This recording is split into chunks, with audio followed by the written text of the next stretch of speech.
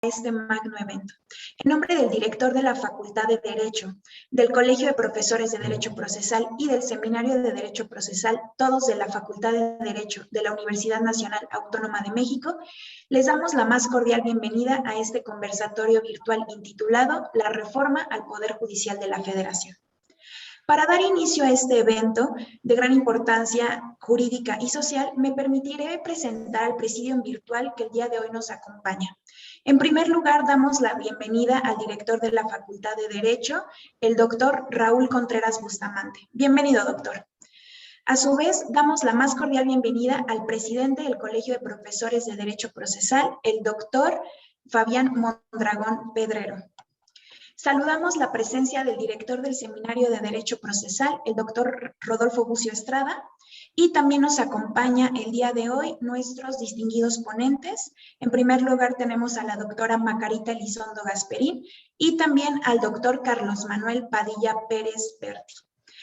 A continuación, invitamos al director de la Facultad de Derecho, el doctor Raúl Contreras Bustamante, para que nos dirija unas breves palabras inaugurales. Adelante, doctor, el micrófono es todo suyo. Muchas gracias, Tere. Muy buenas tardes tengan todas y todos ustedes que nos ven en vivo. Estamos transmitiendo a través de la página oficial de la Facultad de Derecho de la Universidad Nacional Autónoma de México en Facebook. Este evento tan interesante, tan trascendente y tan oportuno que ha convocado el Seminario y el Colegio de Profesores de Derecho Procesal. Saludo con todo cariño, con todo afecto a nuestros ponentes del día de hoy que nos acompañan, principalmente, en primer término, a la doctora Macarita Elizondo Gasperín, quien es ex magistrada del Tribunal Electoral del Poder Judicial de la Federación, miembro del claustro de doctores en Derecho y, desde luego, catedrática de la licenciatura y del posgrado de nuestra facultad. A nuestro amigo, a quien le agradecemos mucho que haya hecho un espacio en su apretada agenda, el magistrado Carlos Manuel Padilla Pérez Berti, magistrado del Sexto Tribunal Colegiado en Materia Civil, del Primer Circuito del Poder Judicial de la Federación, y desde luego también a Rodolfo Bucio, a quien ya mencioné, quien es el convocante, gracias a esta inquietud que tiene de manera profesional. Es muy importante para la Facultad de Derecho que hayamos sido convocados esta tarde para este conversatorio sobre la reciente reforma al Poder Judicial de la Federación. Mucho se ha discutido sobre esta reforma y creo que se desvió la atención de algo tan importante en los temas transitorios, en los temas que tenían que ver con la permanencia del presidente del Poder Judicial, y se dejó de lado observar que es la reforma más importante que se ha hecho al Poder Judicial de la Federación en 25 años. Quizá nuestro auditorio no lo sepa, pero desde 1870 el presidente Benito Juárez creó por decreto el Seminario Judicial de la Federación, que es un órgano que se encarga de la difusión de los criterios que va estableciendo el Poder Judicial de la Federación. Este seminario judicial pues ha tenido una permanencia desde entonces, y a raíz de las reformas que se comentan y que habrán de ser analizadas, se determinó que a partir del 1 de mayo se declarará inaugurada la 11ª época del Seminario Judicial de la Federación debido a los cambios trascendentes que la reforma establece. Esencialmente, lo importante es que se cambia la noción, el concepto que nos enseñaban en las aulas de la jurisprudencia. La jurisprudencia por reiteración de criterios, que requería que hubieran 5 sentencias ejecutorias en el mismo sentido, de manera reiterada y no ininterrumpidas, para que se sostuviera un criterio obligatorio para todos los tribunales. A partir de esta reforma y a partir del 1 de mayo, insisto, se desapareció este sistema de creación de criterios jurisprudenciales, y pasamos a un sistema de precedentes que consistirá en que cuando 8 de los 11 ministros se pongan de acuerdo en una resolución, o 4 de los 5, cuando se trate de jurisprudencia de salas, se considera que es una jurisprudencia. De por sí es complicada la enseñanza del derecho, porque ahora tenemos que enseñarles a los jóvenes lo que dice la convencionalidad, los tratados internacionales, las resoluciones de los organismos jurisdiccionales internacionales, como la Corte Interamericana, enseñar lo que dice la Constitución, lo que dice la legislación federal, lo que dice la legislación de las 32 entidades federativas, y ahora también el derecho indígena, que lo estamos enseñando ya de manera obligatoria, y a eso le vamos a tener que agregar la jurisprudencia. Desde luego que se prevé que habrá jurisprudencias mucho más a menudo, mucho más frecuentes que como sucedían anteriormente, y desde luego que esto tendrá una forma muy especial de tener que enseñar, de comprender y de aplicar estos criterios en los procesos judiciales. Pero para todo ello tenemos a la invitación del seminario y del colegio de profesores de Derecho Procesal a dos muy importantes expertos en esta materia, de los cuales habremos de aprender, y desde luego pues que esta es una reforma que tiene muchos cambios más, que no me voy a detener en comentarlo, pero que poco a poco tendremos que ir desmenuzando, y desde luego que quienes nos dedicamos a la enseñanza del derecho tendremos que aprender incluso antes de que empiecen a presentarse, para actualizar los textos, para cambiar los contenidos de nuestras materias y desde luego para forjar a los mejores juristas que México necesita. Muchas gracias, Fabián, muchas gracias, Rodolfo, y a las órdenes. La facultad se siente muy complacida con su convocatoria y dediquémonos todos a aprender de nuestros ponentes. Muchas gracias a todos. Muchas gracias, señor director. Y también le damos la bienvenida a nuestro secretario general, Ricardo Rojas Arévalo. Bienvenido y muchas gracias por acompañarnos. Adelante, Tere. Le agradecemos al doctor Raúl Contreras Bustamante las palabras inaugurales y de bienvenida que nos ha brindado, así como su presencia y compañía en este evento. Ahora es el turno de tomar el uso del micrófono al doctor Fabián Mondragón Pedrero, que también nos brindará algunas palabras de bienvenida. Adelante, doctor, por favor. Como bien se dijo, son palabras de bienvenida.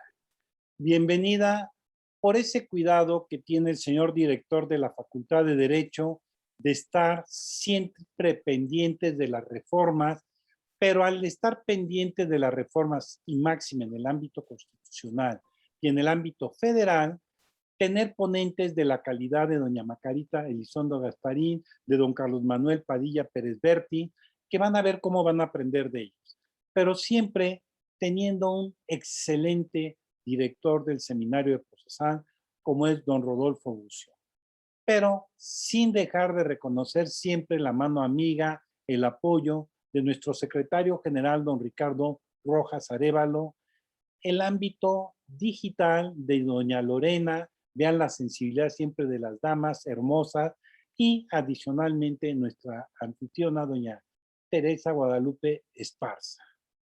No los voy a entretener porque ustedes necesitan aprender muchas cosas nuevas, porque precisamente se dio una gran reforma. Nuestro señor director tocó un punto trascendente, pero efectivamente dieron muchos supuestos, muchas conductas que deberemos de cuidar. Por ejemplo, en materia de amparo, que es la reglamentaria de los artículos 103 y 107 de la Constitución Política de los Estados Unidos Mexicanos, que hubo un decreto en el Diario Oficial de fecha 7 de junio del año 2021, y nada más para abrir boca. ¿Qué sucede? ¿Tendremos todavía tribunales unitarios o ya tendremos colegiados de apelación en el tratamiento de los recursos que se manejen de revisión ante la Corte? Si hay un desechamiento, si hay todavía un recurso al efecto, cuando es el manejo de la ley de amparo, cómo ya se da el tratamiento de juez y jueza, cómo se da la viabilidad de esa estructura que debe de contener ahora la ley de amparo. También en esta hubo una gran reforma que conjuntamente con lo que nos expresó el señor director, tendremos que estar muy cuidadosos.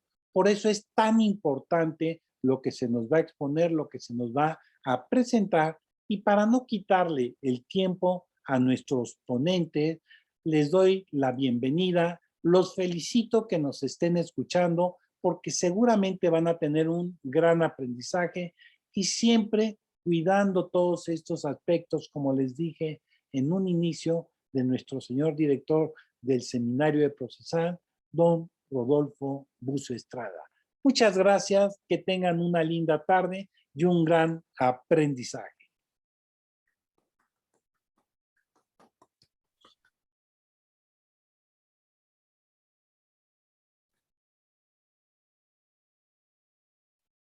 Bueno, pues creo que finalmente nuestra conductora tuvo un problema de conexión y vamos a continuar nosotros. Bueno, pues damos la bienvenida a nuestros invitados, Carlos Manuel Pérez Padilla, magistrado del Sexto Tribunal en materia civil de este circuito, y a la doctora Macarita Elizondo, quienes serán nuestros expositores el día de hoy y que desde luego, pues a fin de dar ya continuidad al evento, vamos a proceder al mismo. A su servidor le toca moderar este debate de dos ideas entre un magistrado del Poder Judicial con toda una vida y una carrera dentro del mismo, y con la doctora Macarita, quien además de haber sido magistrada de un órgano jurisdiccional, ahora nos acompaña en la docencia, tanto en la licenciatura como en el posgrado. De tal manera que dos ideas que en un momento dado van a confluir con respecto a un solo tema, que es esta gran reforma, muy discutida desde sus inicios y quizás aún todavía no termina de resolverse la cuestión en relación con el famoso artículo transitorio, y por otro lado el amparo también que hizo valer la Escuela Libre de Derecho. Entonces, frente a estos dos escenarios, yo preguntaría a nuestros invitados que nos digan cuáles consideran ustedes que hayan sido las causas que originan esta gran reforma al Poder Judicial. Damos la voz en primera instancia a la doctora Macarita. Muchas gracias, doctor Rodolfo Bucio, no sin antes saludar con mucho cariño, mucho afecto a nuestras autoridades universitarias, al señor director, a Raúl Contreras, al señor secretario general, a Ricardo Rojas, y a mis amigos entrañables, al doctor Fabián, y obviamente al doctor Rodolfo Bucio, que preside los colegios más importantes de nuestra facultad. Igualmente, mi aprecio, magistrado Padilla Pérez Bertí, por darnos la oportunidad del destino de coincidir, y a mis amigas, colegas, pues Lorena, Teri y Daniela, que obviamente siempre respaldan esta serie de eventos a distancia. Nos está preguntando algo importante el doctor Rodolfo Bucio. Causas. ¿Cuáles fueron las causas que originan esta gran reforma? Bueno, una de las causas que inclusive ameritó todo un estudio hacia el interior del Poder Judicial de la Federación, pues fue el nepotismo. Hay un estudio muy fuerte que se hizo, inclusive formó parte del aspecto de los antecedentes o las consideraciones de la reforma, y ese estudio aludía al déficit meritocrático, al nepotismo y a las redes familiares que se habían hecho durante los últimos años entre los miembros del Poder Judicial de la Federación. Entonces, una manera de combatir ese esquema que implicaba que Este estudio arrojó que el 51% de los jueces y magistrados tenían por lo menos un pariente, un familiar, laborando en el mismo circuito. Y esto generaba que por lo menos el 68% de ese porcentaje que les dije, del 51, fueran familiares por consanguinidad.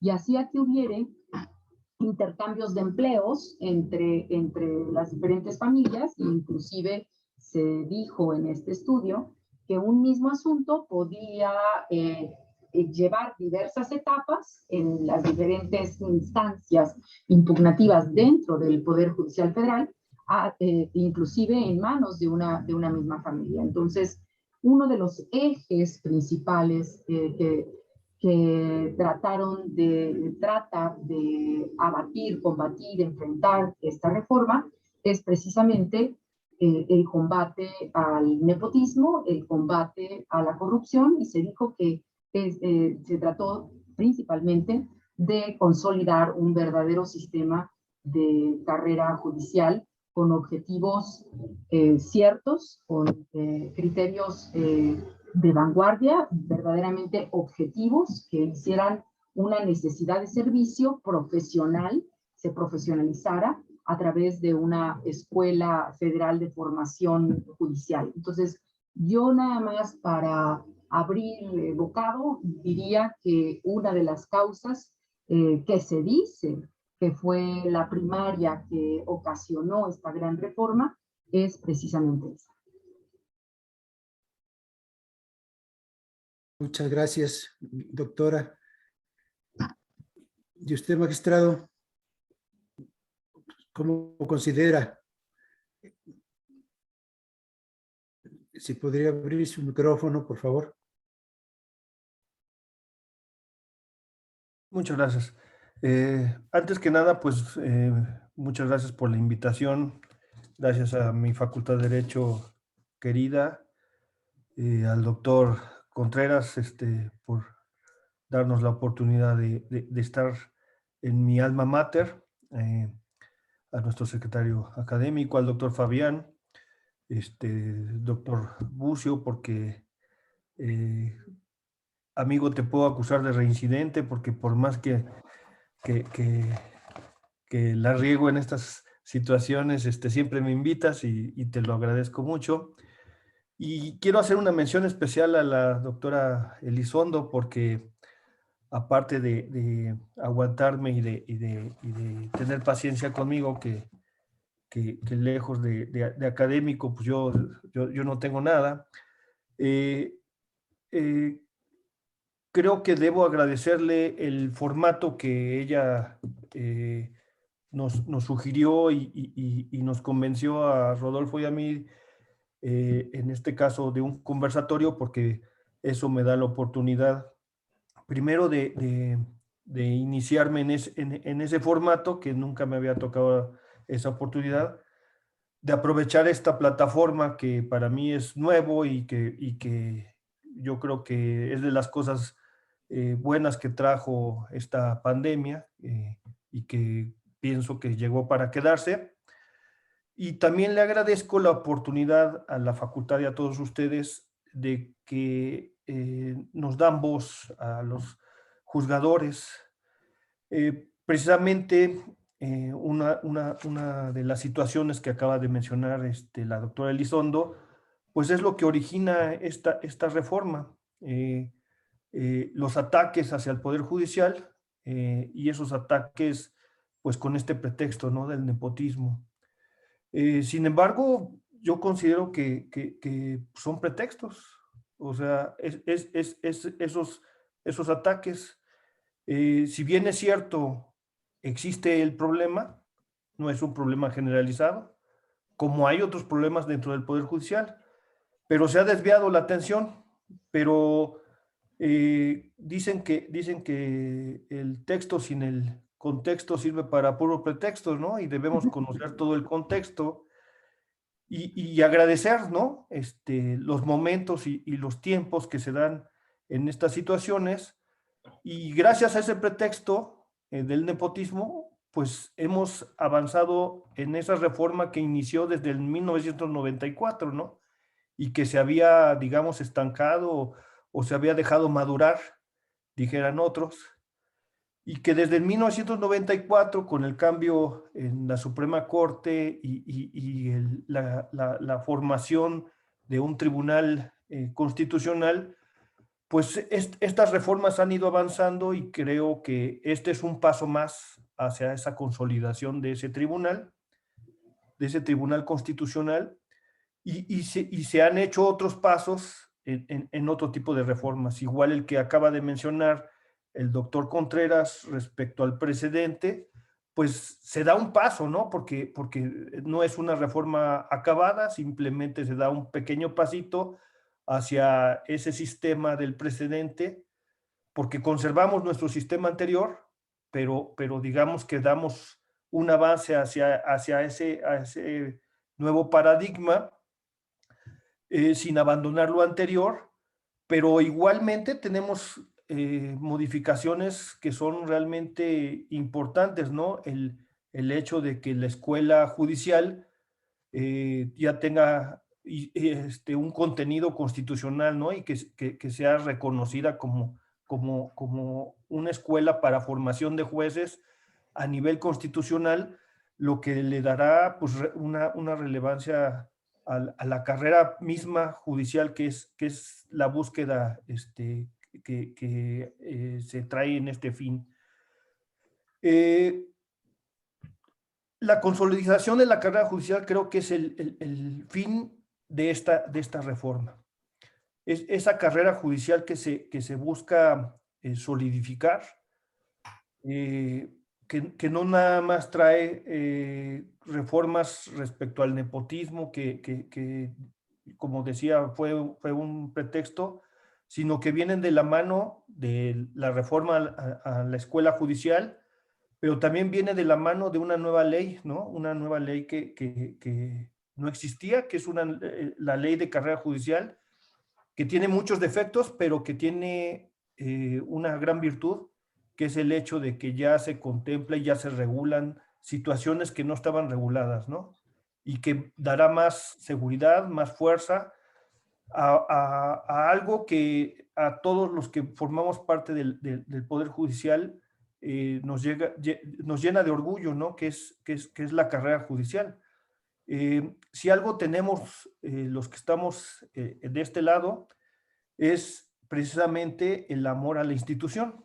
Y ese amor institucional no es nada más de palabras, no es nada más. Tan es así que pues la mayoría de nosotros formamos una verdadera carrera, o sea, y ustedes pueden investigar en otras instituciones que cuentan con servicios de carrera, si se aproximan al servicio de carrera que tenemos nosotros, y pues no, ninguna institución se puede acercar siquiera a lo que tiene el Poder Judicial.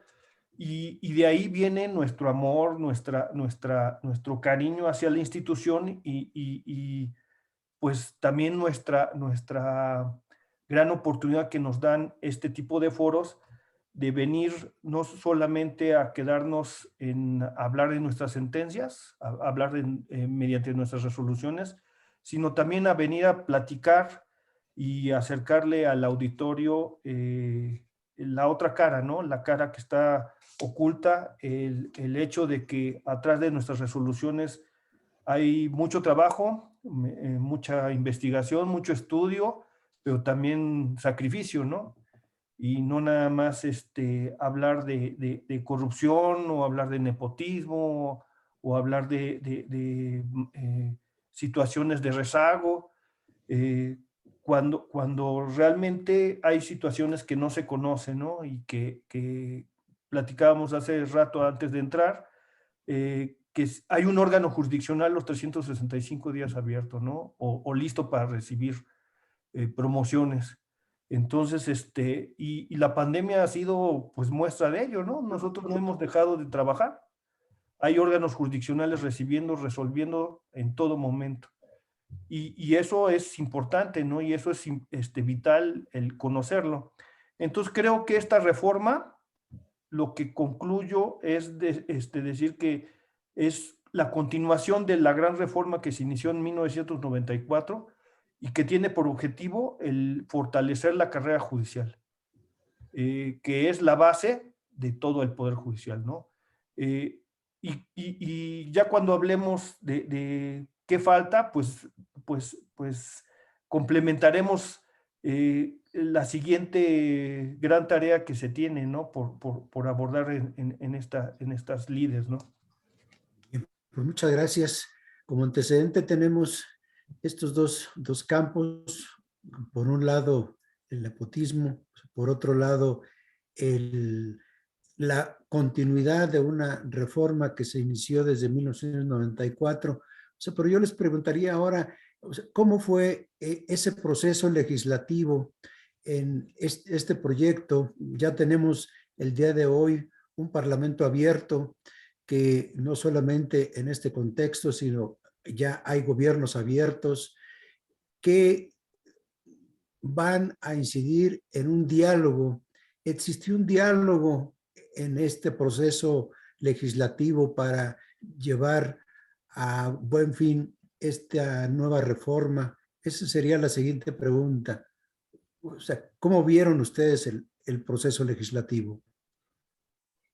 Yo considero lo siguiente. Primero, efectivamente, quiero ponerme de acuerdo y, más bien dicho, estar en la misma mirilla con la que está viendo el magistrado Padilla el asunto. Es decir, si bien es cierto, hacia el interior del Poder Judicial de la Federación, que es motivo de orgullo pertenecer a él, y además del exceso de trabajo, siempre hay una respuesta positiva de actuación que raya en la puntualidad y en la falta de morosidad, es decir, no entran en resolver a destiempo las cosas a pesar del exceso de trabajo.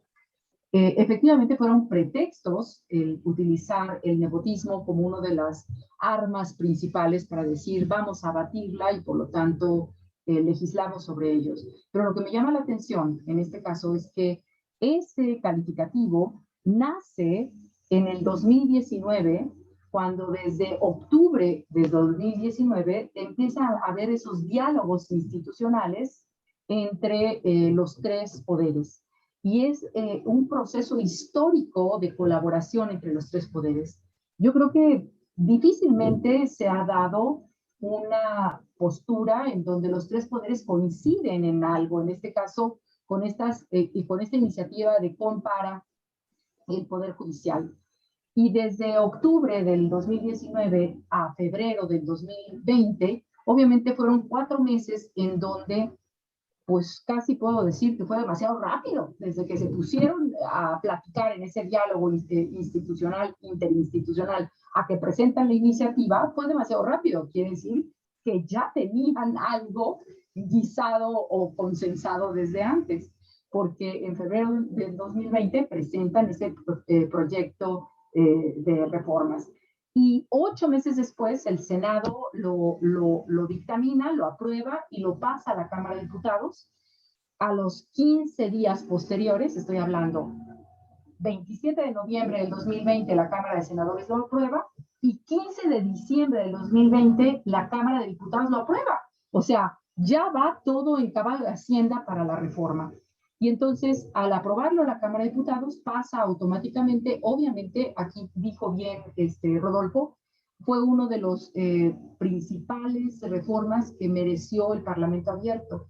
Y en ese Parlamento abierto, si bien es cierto, por la pandemia se hizo en rango virtual, a través de esta modalidad virtual, participaron especialistas, académicos, integrantes del Poder Judicial de la Federación, los mismos diputados y senadores. Entonces, fue una de las reformas que además de históricamente aglutinar la participación de los tres poderes, hubo el Parlamento abierto. Y entonces, 2 meses después, lo aprueba ahora sí todos los congresos de los estados, porque estamos hablando de una reforma de gran calado. O sea, reformaron la Constitución en 7 artículos y se tocan 7 leyes secundarias. dos fueron reformas, y más bien dicho, 2 ordenamientos nuevos y 5 ordenamientos modificados.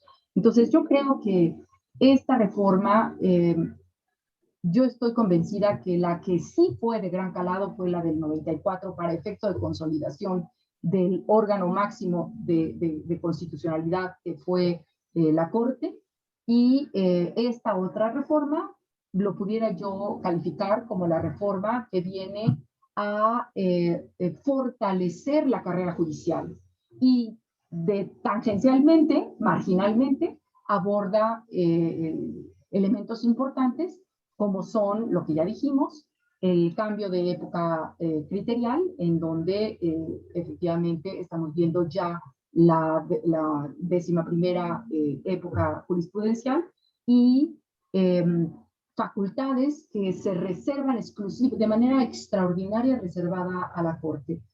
Ya platicaremos, estoy convencida, de hecho, una de las preguntas que siempre nos hacemos es ¿por qué cambia la época de jurisprudencia? Y las épocas de jurisprudencia no cambian porque sí, o por gustos, o por filias y fobias. Lo que cambia la época de jurisprudencia es cuando se modifican las facultades esenciales de los órganos que emiten la jurisprudencia, o cuando se cambia la estructura de los entes que conforman al Poder Judicial Federal. Y aquí una de las estructuras que cambia es precisamente no solamente la denominación, sino la integración de los colegiados de apelación. Entonces, vemos, insisto, y quiero resumirlo, que es un proceso histórico de colaboración de los 3 poderes, que además le agrega el Parlamento abierto de participación de la sociedad civil, académica sobre todo, y que permite consolidar reformas de esta naturaleza. Yo casi estoy en el entendido de que esto no fue algo que surgió del propio Parlamento abierto, sino que ya se traía el estudio interno dentro del Poder Judicial de la Federación, y que se consolidó con la iniciativa presidencial conjunta con los presidentes de ambos, de los 3 poderes, ¿no?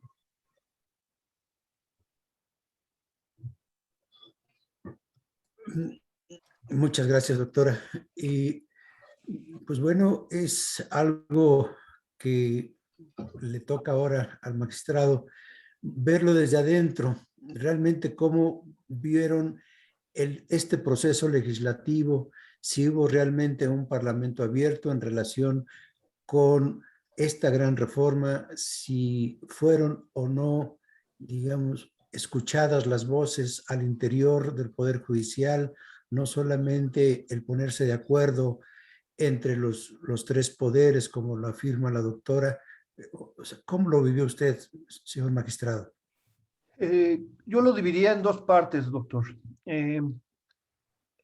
La primera parte, digamos, en la elaboración del proyecto de reforma, no hubo participación de nadie. O sea, la participación fue la oficina del presidente. Esa fue la realidad y lo que se mostró, ¿no? Y después lo dijeron ellos mismos. Después se dijo que eso había sido después consensuado con los demás ministros. Sin embargo, no hubo participación de nadie en el Poder Judicial. Y a mí me hubiera gustado eso, ¿no? A mí me tocó participar en algunos proyectos que se hicieron al interior, algunos proyectos que no prosperaron.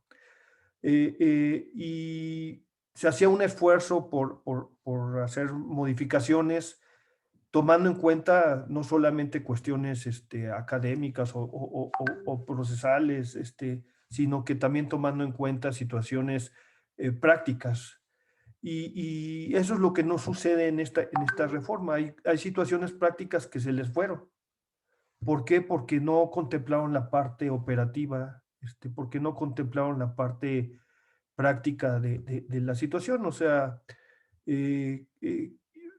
van a ser situaciones que van a tener que ir modificando o que van a ir teniendo que resolver sobre la marcha, pero que van a causar algunos problemas, ¿no? Ya las platicaremos. Sin embargo, la otra parte, la parte legislativa, pues como ustedes mencionan, pues es histórica, ¿no? Sí hubo una participación, el Parlamento abierto, ahí sí hubo participación por parte del Poder Judicial, intentando ya trabajar sobre lo que ya estaba hecho, ¿no? Sobre reformas al proyecto, ¿no? Ya presentado.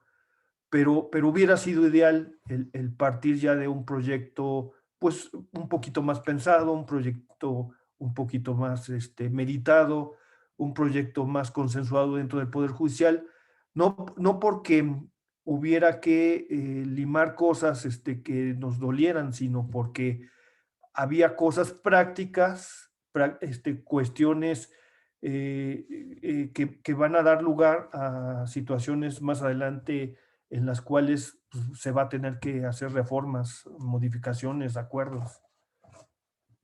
Pero la parte histórica es la parte del Parlamento abierto y creo que es una muestra de que sí se puede, cuando se quiere, se puede hacer las cosas en conjunto, los tres poderes, ¿no? Adelante, doctora. Sí, perdón. Esto me hace recordar algo.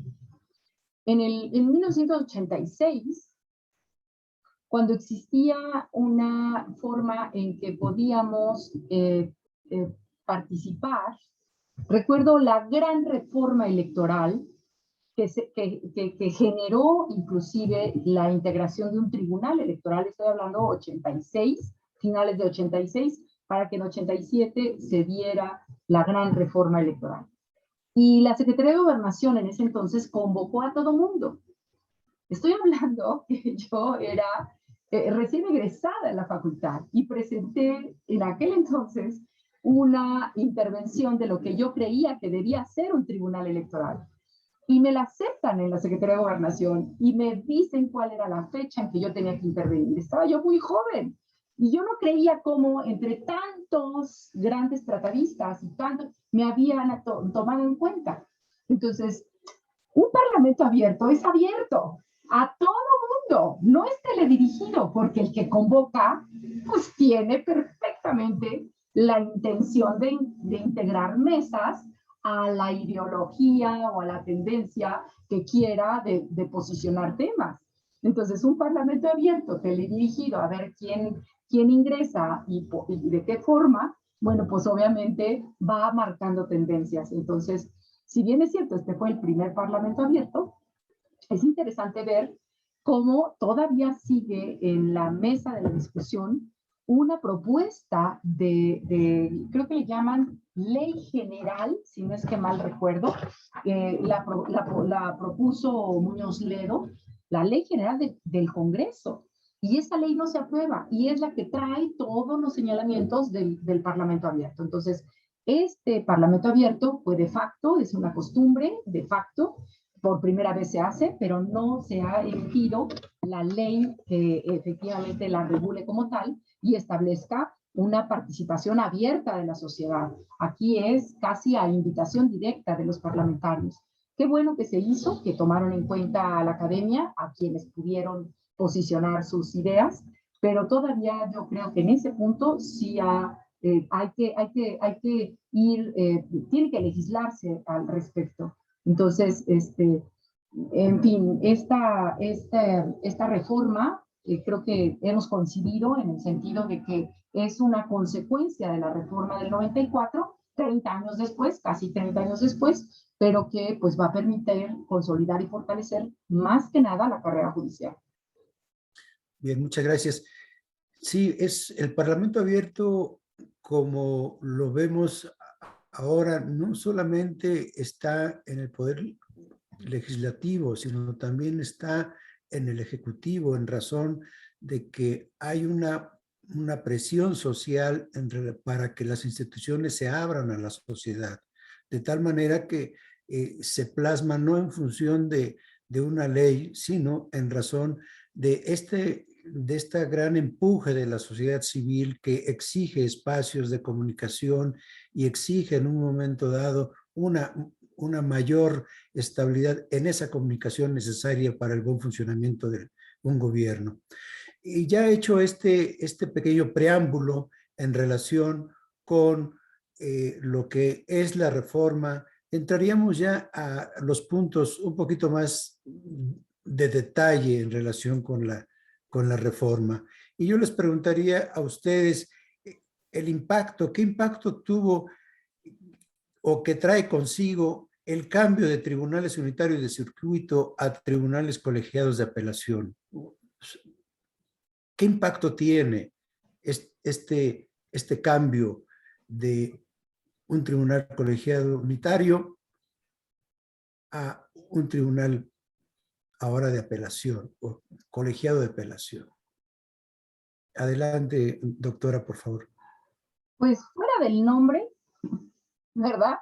Porque se conservan las mismas funciones, hacen exactamente lo mismo, no se le cambió nada.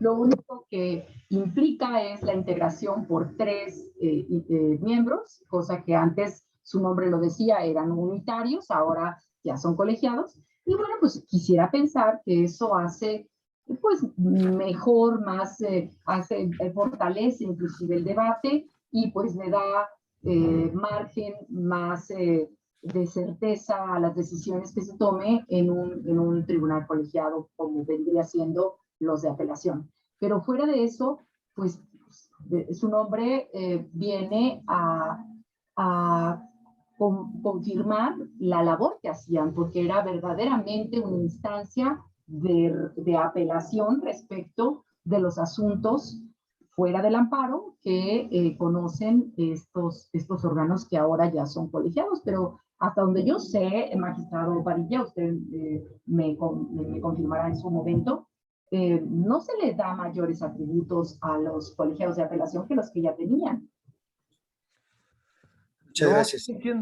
Siguen siendo las mismas atribuciones, nada más que se les olvidó algo. Se les olvidó que parte de sus atribuciones son el amparo. Entonces se dividen, dicen que va a haber un presidente que va a ser el que va a llevar el acuerdo, ¿no? Pero se les olvida que en amparo, pues el trámite lo debe hacer el mismo que dicta la sentencia, si no vamos a romper ahí un principio que es el de la inmediatez y el que sea el mismo juez que esté desahogando las pruebas, el que dicte la sentencia, y que finalmente, si es un colegiado y se trata de amparo indirecto, el amparo indirecto está diseñado para que lo resuelva unitariamente uno. Entonces, dice que después de la audiencia en la que se desahogan las pruebas, se dictará inmediatamente la sentencia. Entonces, pues, ¿cómo le van a hacer en un órgano colegiado? Pues yo creo que van a trabajar unitariamente en el amparo y llevar su trámite de amparo y colegiadamente van a tener que resolver las apelaciones, supongo. Son cosas que se les olvidaron. Y sí resuelven amparos. Y sí resuelven amparos. Y es más, es un colegiado de apelación de la proximidad al colegiado de apelación que dictó el auto intraprocesal, llamémosle, en un proceso federal, ¿no? Pero es muy cierto, yo no había caído en cuentas en cuanto a que lo colegiado, tratándose de un amparo indirecto, va a romper el esquema que siempre se había tenido de que fuere unitaria la resolución. Ahora, en los tribunales de justicia de locales hay resoluciones que toman unitariamente, pero el amparo no está diseñado así, o sea, porque el amparo dice que ellos deben de llevar el trámite porque deben desahogar las pruebas en la audiencia constitucional e inmediatamente dictar sentencia. Entonces, o sea, ahí pues, me brinca un poco. Pues, no sé, confiar en los otros 2 miembros del colegiado y que tengan ya de por sí la firma, ¿no? Son de las cosas a las que yo me refería, ¿no? O sea, son cuestiones que, pues, que solamente uno conociendo, pues, cómo funciona un tribunal unitario, pues se da cuenta uno de que no es posible, ¿no? Yo me acuerdo cuando estaba en el consejo, que nunca pudimos ponernos de acuerdo en cuál era la plantilla para el personal de un tribunal unitario. ¿Por qué? Pues porque todos los tribunales unitarios de la República, casi todos son diferentes. Claro. Ustedes me van a decir, ¿por qué? ¿Cómo? O sea, ¿cómo es eso posible? Es que depende de la zona. No. O sea, hay lugares en los que hay mucha apelación, por ejemplo, en materia mercantil.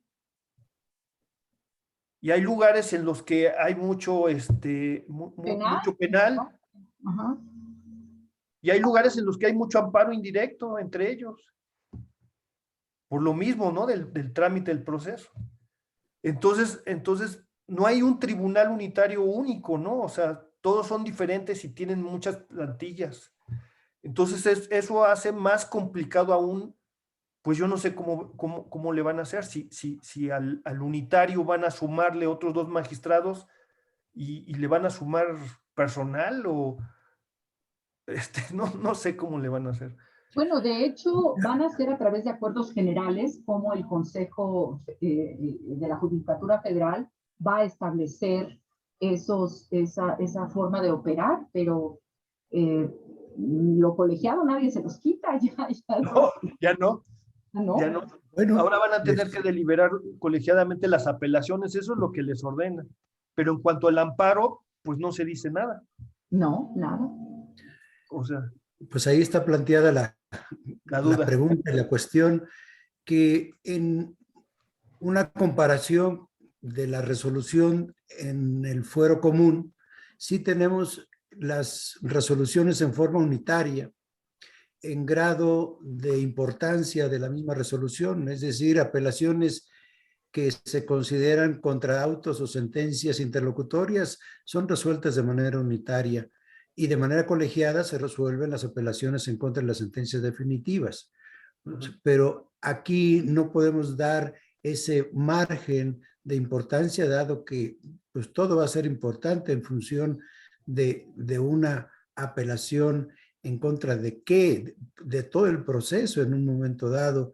Y ahora bien, el hecho de que las resoluciones se tomen de manera colegiada, el trabajo que va a implicar no solamente para las sesiones en magistrados que están acostumbrados a resolver de manera unitaria y desde luego ahora con 2 magistrados que se van a integrar. Mi pregunta sería, ¿y ya están funcionando en su totalidad o todavía no están esos 3 magistrados que deben de incorporarse a los ahora tribunales colegiados de apelación?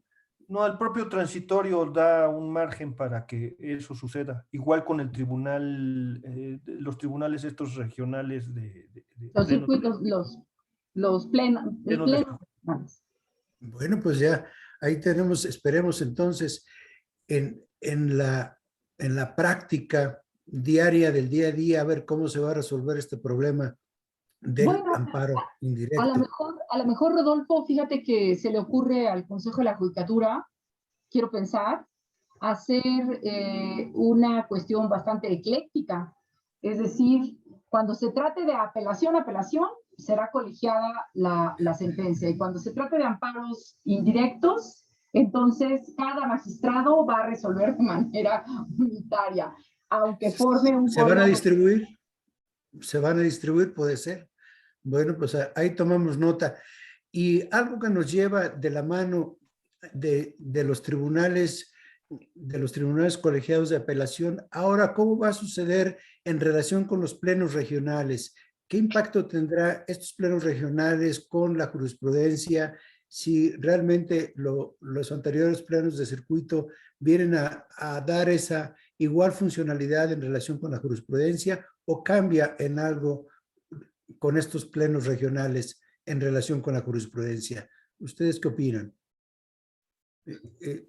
Doctor Carlos Manuel. Bueno, los plenos regionales, por ejemplo, ahorita estoy participando en el pleno de circuito. Los plenos de circuito estaban funcionando muy bien. Por lo menos aquí en el primer circuito y la experiencia que yo tuve. participé en varios. De lo que se queja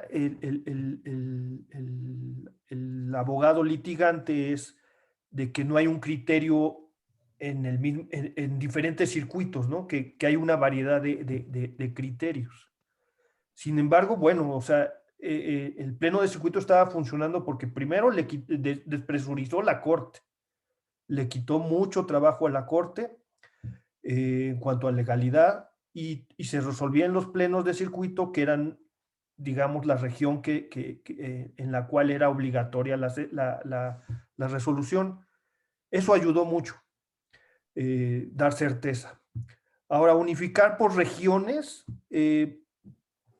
puede ser bueno, puede ser malo, pero yo aún tengo muchas dudas de cómo van a funcionar, porque hay una ventaja. La primera ventaja es que ya van a ser magistrados que se van a dedicar a eso. Exactamente. Eso ayuda muchísimo porque la experiencia les puedo decir que había veces que se complicaba mucho las agendas porque teníamos que ponernos otra cachucha, ¿no? O sea, hoy tengo pleno y mañana tengo pleno del tribunal y la verdad era complicado. Y lo bueno es que hubo otra reforma, ¿no? En la que pidieron que ya el presidente del tribunal ya no fuera el representante ante el pleno de circuito, porque antes era presidente, y aparte era el que iba al pleno de circuito. Entonces, tenías el trámite, tenías tu trabajo de resoluciones normales en el tribunal y aparte el pleno de circuito. Entonces, era muy complicado. Esa es una superventaja, ¿no? O sea, que ya van a ser permanentes, que se van a dedicar a eso, y eso va a hacer que, pues, que el estudio, la dedicación a estos temas, pues, sea de plano, de lleno, y eso va a ayudar mucho. En lo que tengo muchas dudas es en las materias, o sea, ¿cómo lo van a hacer? Yo me supongo que en lugares como primer circuito no van a juntar las materias porque pues sería muchísimo trabajo.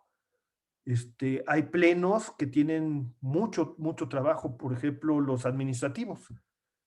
Ellos son prolíficos en su producción de criterios jurisprudenciales. Entonces, en materia penal también. Entonces, yo creo que ahí van a conservarlos por materia. En algunos otros circuitos, pues, vale la pena y creo que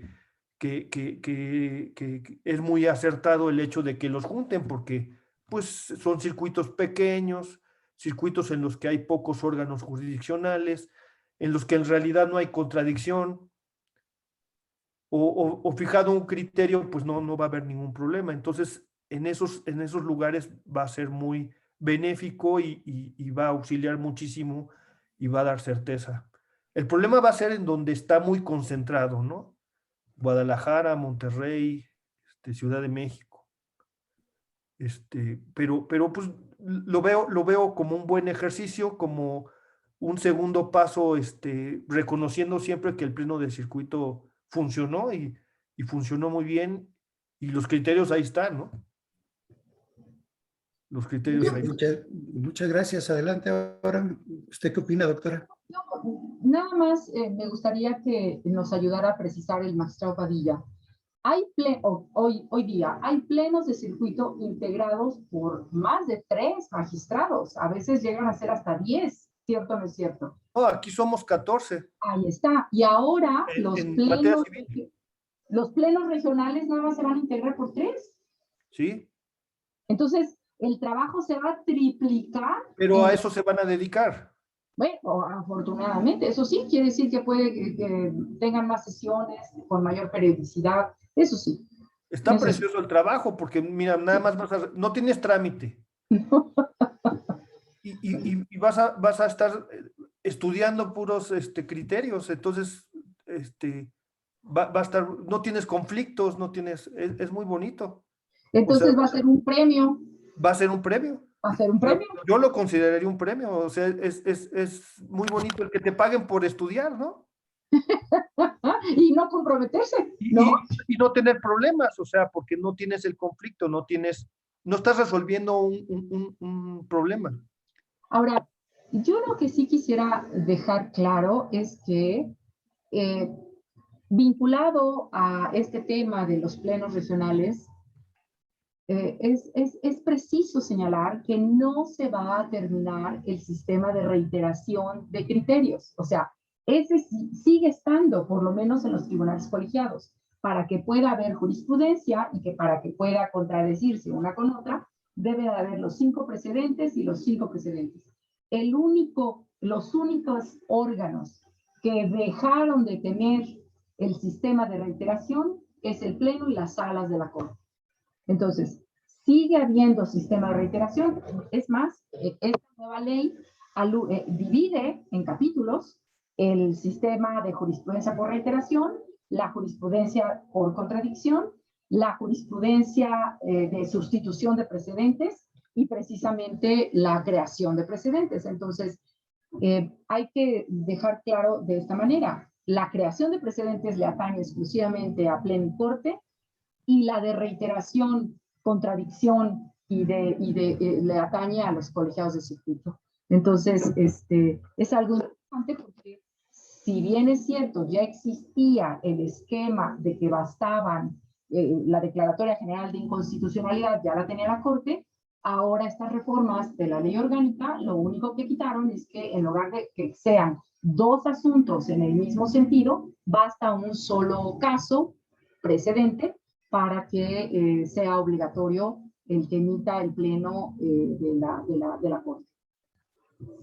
Está muy bueno el diálogo, pero acuérdense que los están viendo alumnos y yo quisiera que fueran un poquito más explicativos de estas cosas, que nos entendemos entre nosotros muy bien, pero que seguramente al rato van a venir las preguntas de que me lo podría volver a repetir, maestra.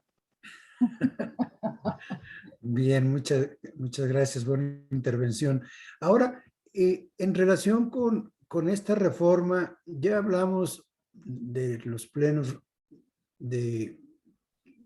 regionales respecto a los nuevos tribunales colegiados de apelación. O sea, ¿cómo impacta a la Corte en esta nueva reforma? ¿Cuál es el efecto que genera o que se genera o se generó con esta nueva reforma en relación con la Corte? Ya lo mencionaba la doctora en un sentido de que, bueno, pues va a haber con un solo precedente en ese sentido, pero además de esto, ¿qué es lo que más va a impactar a la Corte? ¿La va a ser más un tribunal constitucional? ¿Hacia dónde va con esta reforma? ¿Qué pasó? Doctora, por favor. Yo lo resumiría que va a ser mucho más difícil llegar a la Suprema Corte de Justicia y tocar las puertas para un amparo. ¿Por qué? Porque se va a reservar exclusivamente aquellos asuntos de relevancia, de trascendencia, de importancia que ameriten el conocimiento de la Corte. Ya se quitó a través de esta reforma todos los amparos, llamémosle de legalidad en revisión, es decir, es muy difícil ya aludir a recurso de revisión en amparo directo, porque solamente podrá conocer de ello en casos verdaderamente excepcionales que tengan que ver con violaciones inminentes y de gran calado para el Estado mexicano, vinculado a afectación de derechos humanos o de cuestiones de constitucionalidad. Entonces, esta reforma, lo único, si bien es cierto, consolida en mayor medida una corte como tribunal constitucional, pues hace que ya un ciudadano de a pie, su asunto de legalidad, solamente quede en los tribunales colegiados de circuito, como que antes se le decía pequeña Suprema Corte de Justicia,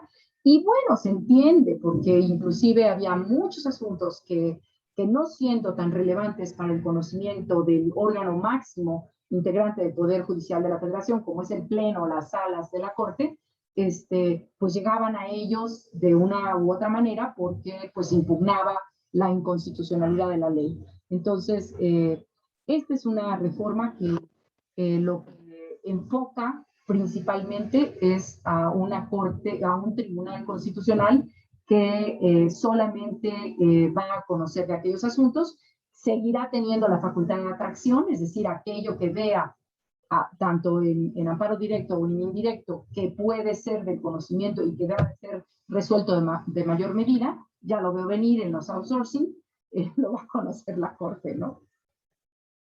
Bien. Usted, magistrado. Yo pienso que es uno de los principales ejes de esta reforma, ¿no? En principio, consolidar a la Suprema Corte como el Tribunal Constitucional que está diseñado a ser. ¿Qué hacen en primer lugar? Le siguen quitando trabajo. Como dice la doctora Elizondo, lo primero que hacen es quitarle una carga que era ya muy excesiva, que era el amparo en revisión, el amparo directo en revisión, SADR, y quitan también el recurso de reclamación en contra del desechamiento de estos amparos directos en revisión. Con eso, pues se quitan muchísimo trabajo. Otro tema que se quitan es el incidente que se promueve para Cumplimientos los sustitutos. cumplimientos sustitutos y los recursos de inconformidad, también en cumplimiento de sentencias, eso se lo quitan. Entonces, al quitarse trabajo, lo que están buscando es que se concentren en el tema de constitucionalidad. Como dice la doctora, conservando su facultad de atracción, solamente teniendo el amparo directo en revisión en los casos que ellos consideren de trascendencia, en los que haya violaciones de derechos humanos que ellos consideren importantes, y precisamente ahí viene la reforma del precedente, porque lo que quieren hacer es que ellos permeen y fijen un criterio o una doctrina jurídica y que eso permee a todos los demás tribunales. Entonces, basta un criterio, con eso se establece una doctrina, un criterio, y los demás lo van a observar. A la Corte le va a ayudar muchísimo el quitarse todo este trabajo, porque hay cifras del 2019, porque bueno, el 2020 fue atípico en cuanto a estadística, pero el 2019 creo que pues un 90% del trabajo era desechamientos de estos asuntos, 90 y tantos por ciento, se admitía muy poquito, y aún así se promovía el recurso de reclamación todavía, ¿no? Entonces, aunque es un recurso de machote, pues bueno, implica trabajo, implica espacio en la agenda, implica la resolución. Entonces, todo este trabajo pues servirá para concentrarlo en cosas más trascendentes e importantes, cumpliendo la función pues a que está diseñada la Corte, ¿no? Que es el máximo tribunal constitucional, y dejar la parte de legalidad pues a los tribunales colegiados como terminales, ¿no? Bueno, aunque aquí en este aspecto, para que nos sea un poco más claro, entonces, se queda la facultad de atracción de la Corte. ¿A instancia de quién para que pueda ser conocido? Porque finalmente, si ya una persona de a pie no puede llegar y tocar la puerta a través del amparo directo en revisión, entonces, ¿a quién le toca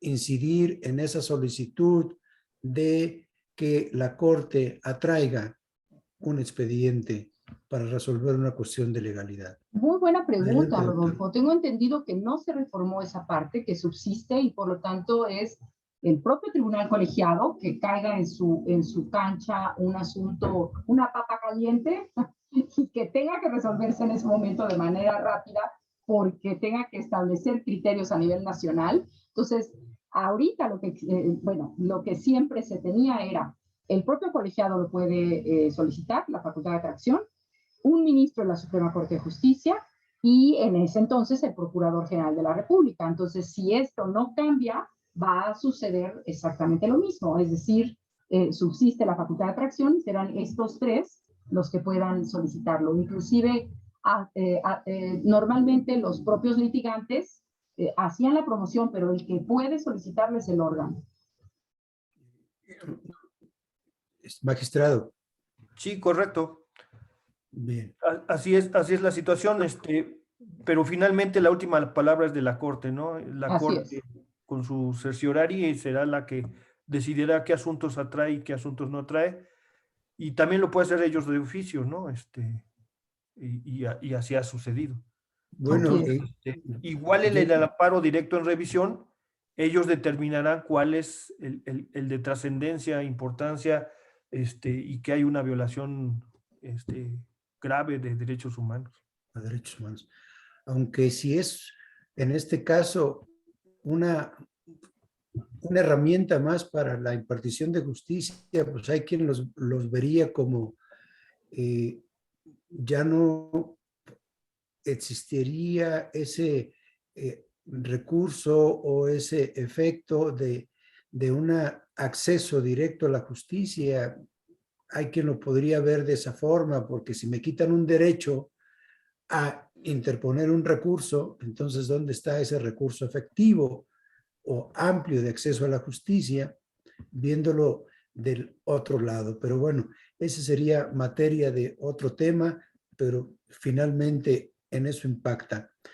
Ahora, dentro de lo que se abroga en esta gran reforma, ¿ustedes qué observaron que en un momento dado pudiera afectar o beneficiar en todas estas 7 leyes que algunos se adicionaron, otros se abrogaron en su totalidad? Entonces, pues, ¿cuál es su visión en ese sentido en relación con lo que se abroga o deroga? Doctora.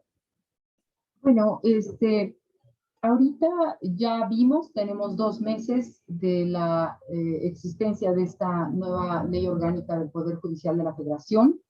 Ahí está, pero todavía le faltan los complementos a través de los acuerdos generales. Entonces, se dio bastante tiempo para ello, tengo entendido que son 18 meses en su caso, para que se vayan fortaleciendo todo esto. Miren, algo que me llamó mucho la atención del proceso legislativo es que, si bien es cierto, los artículos transitorios de las reformas constitucionales se dieron 180 días para emitir la ley orgánica y algunas leyes nuevas, operó demasiado rápido el Congreso. Yo creo que en menos de un mes, habiéndose dado un margen tan amplio en la reforma constitucional en el transitorio, emitió una ley de marzo a junio, que ya teníamos la ley orgánica del Poder Judicial de la Federación. Entonces, el reloj parlamentario, cuando a veces lo aceleran, este es un vivo ejemplo de que aceleraron el reloj parlamentario a pesar de que ellos se habían dispuesto otra cosa. Entonces, aquí le corresponderá al Consejo de la Judicatura Federal a actuar en consecuencia con la misma celeridad con la que actuó en las cámaras para poder poner orden en este esquema de la nueva regulación. Lo que me llama mucho la atención es que no hemos hablado, y es un punto toral, de que la carrera de formación judicial, que ahora implica que desde el oficial, todos los oficiales administrativos puedan hacer carrera judicial, lo interesante es que sigue conservando, hasta donde yo tengo entendido, magistrado Padilla me corrige, siguen conservando la Corte la posibilidad de conocer de los recursos cuando se trate de ratificación, cuando se trate de destitución o cuando se trate de cambio de adscripción. Y solamente dejan al Consejo de la Judicatura Federal aquellas impugnaciones que tengan que ver con el nombramiento, con nuevos nombramientos. Entonces, es algo muy curioso cómo la Corte le tratan de quitar carga excesiva, pero le conservan la posibilidad de decir en última instancia quién sí se queda, quién no y a dónde se van. En cambio, delegan solamente al Consejo de la Judicatura Federal, con el apoyo de esta nueva formación de escuela judicial, los nombramientos. Porque, bueno, tengo entendido que ya a raíz de los exámenes que se hacían de oposición, llamémosle así, pues existía una amplia impugnación por parte de los que se sometían a esos exámenes. Entonces eso cargaba la agenda en los nombramientos. Pero bueno, yo creo que esta reforma no se ha terminado, esta reforma se va a seguir dando a través de los acuerdos generales, tanto del propio Pleno como del Consejo de la Judicatura Federal, y pues ya veremos más adelante todo lo que ello implica, sobre todo en la carrera judicial. Señor magistrado. Sí, complementando lo que decía la doctora Elizondo, algo que nos ha movido dentro del Poder Judicial ha sido precisamente la falta de un recurso efectivo en contra de los actos del Consejo. No tenemos un recurso en contra de esos actos. Y se ha ido perdiendo incluso el recurso de revisión administrativa. Ese recurso de revisión administrativa, incluso la tendencia era al revés, o sea, la tendencia era ir haciéndolo un poco más amplio. O sea, al principio era lo que marcaba la ley, en contra de adscripciones, en contra de destituciones, pero en contra de los nombramientos, de la designación. Pero se ha ido perdiendo, ¿no? También había la posibilidad del amparo y eso también ya se reformó constitucionalmente y se puso como una causal de improcedencia en la ley de amparo en contra de actos del Consejo. Entonces, se ha ido perdiendo ese recurso. Precisamente al inicio de la plática se hablaba del amparo que promovió la Escuela Libre de Derecho. La Escuela Libre de Derecho promovió un amparo basándose primero en un interés legítimo que planteó la propia Corte en un asunto en el cual señaló que las escuelas de derecho también podían tener interés legítimo en ciertos aspectos jurisdiccionales.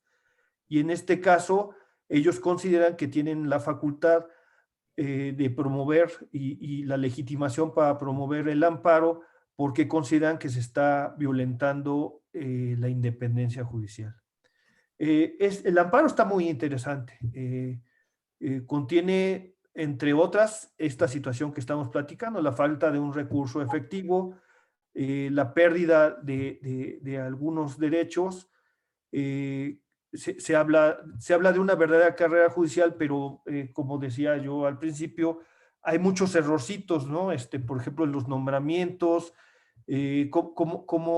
como no nos puede sustituir, ya no nos va a poder sustituir en ausencias mayores de 15 días, ya no nos va a poder sustituir un secretario, sino va a ser un juez que venga de una lista. Y entonces, pero las menores a 15 días, no va a haber un autorizado. Entonces, ese autorizado únicamente va a ser para las cuestiones urgentes, o sea, digamos, el trámite, las resoluciones que sean urgentes.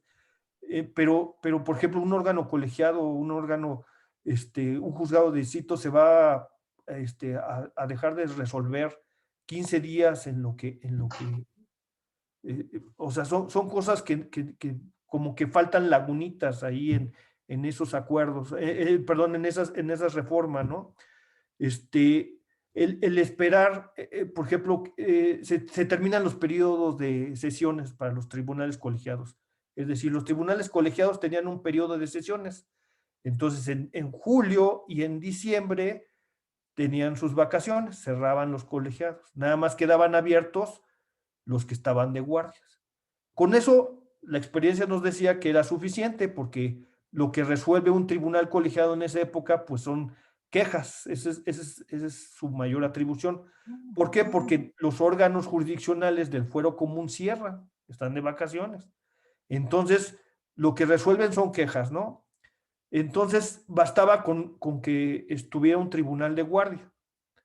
Ellos recibían, por ejemplo, en este periodo vacacional, creo que recibieron 27 quejas en todo el periodo. Y sesionan y van resolviendo esas quejas. Pero ahora se terminan esos periodos vacacionales y nos ponen en un periodo como los juzgados de distrito. Los juzgados de distrito no cierran, están funcionando permanentemente. Y para no cerrar, lo que hacen es que cuando se va el titular de vacaciones, lo sustituye antes un secretario. Ahora lo va a sustituir pues un juez en funciones de magistrado. Pero va a estar trabajando esos 15 días que está de vacaciones el titular, pues con la mitad del personal, porque pues, la otra mitad va a estar de vacaciones. Pero no solamente eso, sino que va a durar pues 3 quincenas y 3 quincenas en el otro periodo vacacional, porque así va a estar funcionando. Entonces, 3 meses el tribunal va a estar trabajando a 1/3. O sea, creo que es mejor cerrar, tener nuestras vacaciones 15 días y o sea, son cosas prácticas que lejos de ser solución, creo que van a ser problema, porque no vas a estar trabajando con los titulares, vas a estar trabajando con la mitad del personal. Son cosas prácticas que van a causar problemas. Pero bueno, ya veremos todos los acuerdos que saca el Consejo y contra los cuales no tenemos defensa, ¿no? Curso. Gracias, magistrado. Tampoco Ya estamos los litigantes. Un momento, antes de por favor, cerrar. Tere. Un momento, Tere, Perdón por por la favor. interrupción. Estamos ya justamente a tiempo de cerrar, por lo que pediría las conclusiones al tema. Sé que el tema es muy vasto, da mucho para hablar, pero lamentablemente se nos está agotando el tiempo. Por favor. Bien, antes de que nos gane la campana, porque bueno, hay cosas que se quedan siempre en el tintero, yo no quisiera terminar esta charla con preguntarles en un tiempo corto de 1 minuto para cada uno de ustedes, o sea, ¿qué ganó la impartición de justicia, o sea, con esta reforma? Recuerden que tenemos el principio de una justicia que sea pronta y expedita. ¿Ustedes creen que con esta reforma vamos a tener una justicia más pronta y expedita? En 1 minuto, por favor, doctora Macarita. Pues qué lástima que ya se terminó el tiempo, porque lo que yo diría que era jalar agua a mi molino es, ¿y por qué no tomaron en cuenta el Tribunal Electoral, que forma parte del Poder Judicial de la Federación? Ni lo pelaron. Entonces al Tribunal Electoral lo quitaron de formar parte, dijéramos, de este esquema de diálogo. Pero mi pregunta es muy válida. ¿Qué ganó la justicia federal con esta reforma? El que se denomine justicia judicial. ¿Qué perdió? Perdió la justicia cercana a la gente. No se tomó en cuenta la justicia alternativa, no tomaron en cuenta en ninguna de estas reformas, ni todas las leyes, que fueron 7, nada que tuviera que ver con mediación, conciliación, arbitraje, que tanto se necesita más en una pandemia. Entonces, qué lástima que se perdió un valioso momento histórico para aprovechar estas sinergias y hacer válido un mandato constitucional que ya es omisión legislativa que, desde hace 4 años, de la expedición de la ley general que venga a velar por los mecanismos alternativos de solución de controversias. Muchas gracias, doctora. Magistrado, ¿usted cómo lo ve? ¿Qué perdió? O sea, ¿realmente ganó la Administración de Justicia? Yo creo que sí ganamos. Yo creo que es una buena reforma. Como dijimos al principio, creo que es un paso más en una reforma que se había quedado en un impasse. Creo que el presidente de la Corte tuvo un atino en el aprovechar las críticas despiadadas que había en contra del Poder Judicial y aprovechar esa inercia y esa ánimo por parte del legislativo de sacar una reforma fast track, como dice la doctora Elizondo, y pues nos sorprendió con esta reforma que ya se requería dar el siguiente paso. Gana mucho en ese sentido, quedan muchas cosas pendientes. Ya habló la doctora Elizondo sobre el Tribunal Electoral, creo que es lo que sigue. Desgraciadamente creo que los tiempos van a distraer, como en este caso distrajo el transitorio, y lo importante ha quedado a un lado y todo mundo fijó su atención en las cosas menos importantes, que era lo del transitorio, y creo que lo importante se ha dejado a un lado. Pero creo que gana mucho el Poder Judicial con estas reformas porque en realidad se está consolidando como un verdadero poder y una institución que es una institución que, como platicábamos hace rato, tiene la misión de la paz social, entonces creo que es de las más importantes. Bien, muchas gracias. Y antes de dar término a este evento, le pedimos a nuestro señor director nos haga el favor de pronunciar unas palabras. Adelante, señor director. Gracias, Rodolfo. Pues ha sido un banquete exquisito escucharlos. La verdad es que yo anoté algunas cuestiones que me hubiera gustado participar en el debate para meterle un poco de sal y pimienta. A ver, los ministros, el Poder Judicial no tiene derecho de iniciativa legislativa.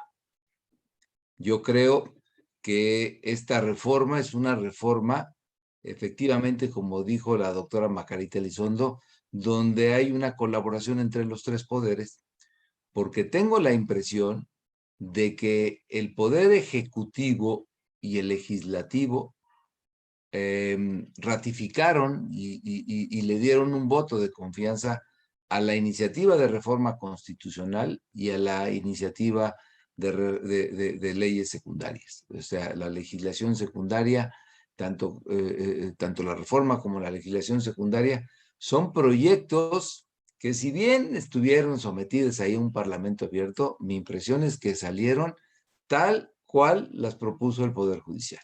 Entonces, creo que esto también mucho obedece la actitud cauta del presidente de la Suprema Corte, de que después de que el Ejecutivo hace suyas las propuestas y hace la iniciativa, y de que el poder constituyente permanente en la primera instancia y luego el Congreso le obsequian las iniciativas y no le objetan y no le afectan el proyecto, salvo el famoso artículo transitorio que resultó ser pues un regalo un tanto envenenado y que ha generado tantas controversias.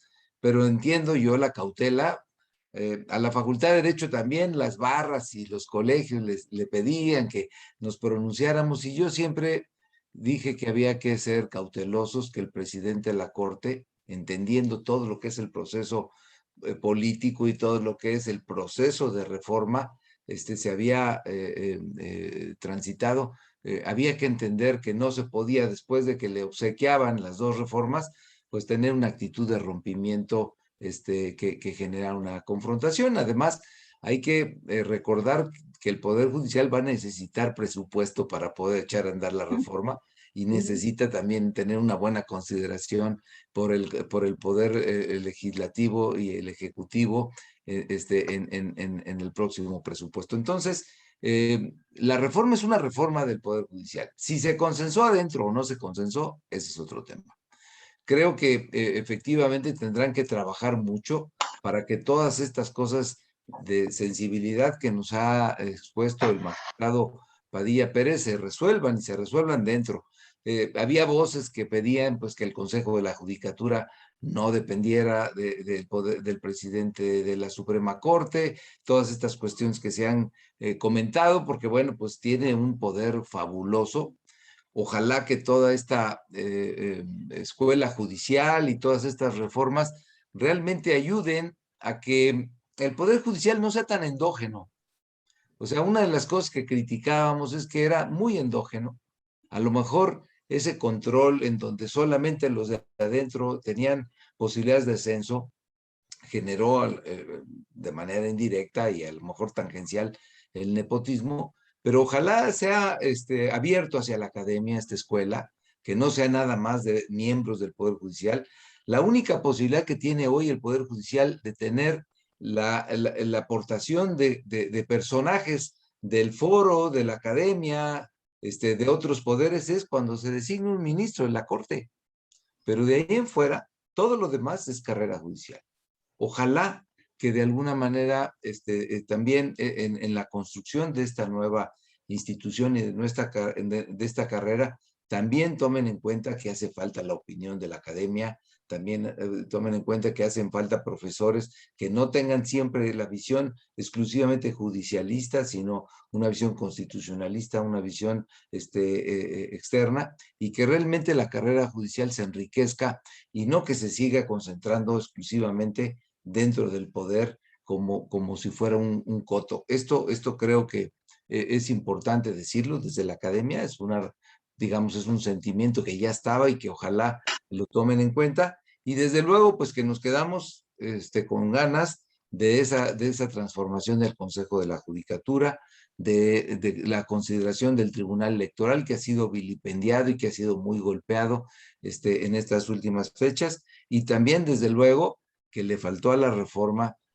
considerar la justicia alternativa, los medios alternativos, porque finalmente el juicio de amparo, que es la principal institución de defensa de los derechos humanos, sigue siendo una institución muy reservada para el conocimiento de unos cuantos. No es muy fácil que el pueblo pueda acceder a él, sigue siendo un procedimiento muy técnico, muy complejo, no está tan fácil que las grandes mayorías puedan acceder a él, y creo que estaremos esperando las próximas reformas que el Poder Judicial siga proponiendo con magistrados tan experimentados como el que hoy hemos tenido el honor de escuchar aquí, y que puedan seguir haciendo aportaciones para que efectivamente la justicia del país alcance el objetivo de ser una justicia pronta, expedita, que las sentencias sean sencillas, que sean breves, que sean entendibles por el pueblo, y que de alguna manera podamos tener una mejor conexión del Poder Judicial con la ciudadanía, que también ha sido una de las cosas que se criticaron al principio de esta administración, que los jueces estaban muy alejados en sus oficinas de lo que sucedía abajo, y que realmente que se siga trabajando para que el Poder Judicial esté a la altura de las exigencias. Creo que la reforma es muy buena y creo que este primer ejercicio ha sido excelente, Rodolfo. Ojalá sigamos analizando la reforma porque tiene muchas cuestiones interesantes, e invitar al magistrado para que no vuelva a decir que no es académico, a que se incorpore a dar clases a la facultad. Estaremos encantados de que sea profesor. Si no puede de manera presencial, lo puede hacer en la distancia, en el sistema de distancia, y que podamos tener estas voces tan experimentadas que ayuden a enseñar y a forjar a los jóvenes que serán los próximos juristas de México.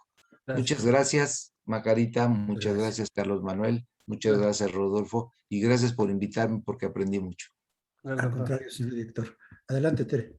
Muchísimas gracias. Bueno, no nos queda más que agradecer la brillante aportación y participación de nuestros distinguidos ponentes que el día de hoy nos acompañaron, así como todos los invitados, al señor director, al maestro Rodolfo Bucio. Muchísimas gracias por acompañarnos el día de hoy. En nombre de la Facultad de Derecho, del Colegio de Profesores de Derecho Procesal, del Seminario de Derecho Procesal y del mío propio, agradecemos su asistencia el día de hoy a este magno evento. Muchísimas gracias y hasta pronto. Hasta luego. Gracias. Cuídense mucho, por favor. Gracias, doctor. Gracias, Carlos. La invitación es seria, ¿eh? No, gracias, ya me la has hecho. Gracias. Y sí, la voy a aceptar. Ok. Pues ya. Adiós, Macarita. Gracias, Todavía me doctor. sigues debiendo esa caminada, ¿eh? No creas que ya se me olvidó.